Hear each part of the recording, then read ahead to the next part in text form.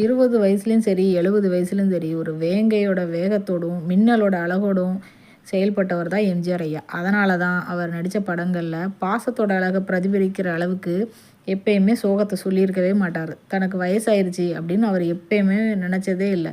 இல்லைன்னா அந்த வயதில் கூட அவர் தன்னுடைய படத்துக்கு உலகம் சுற்று வாலிபன் அப்படின்னு டைட்டில் வச்சுருப்பாரா? அது மட்டும் இல்லை, தனக்கு வயசாயிருச்சு அப்படிங்கிறத பிறர் யாருமே கண்டுபிடிக்காத அளவுக்கு உடலையும் உள்ளத்தையும் இளமையாகவே பார்த்துக்கிட்டவர்.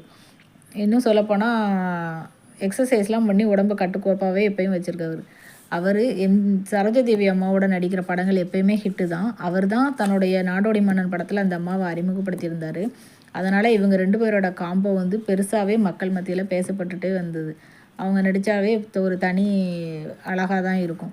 அப்படி அவங்க நடித்த படம் தான் எங்கள் வீட்டு பிள்ளை. அந்த படம் பெரிய ஹிட்டு. அவர் வந்து 2 வேடம் போட்டு நடிச்சிருப்பார். அந்த படம் ஷூட்டிங் அப்போ வந்து ஒரு பிரேக்கில் வந்து அந்த அம்மாவுக்கு காஃபி கொடுக்குறாங்க.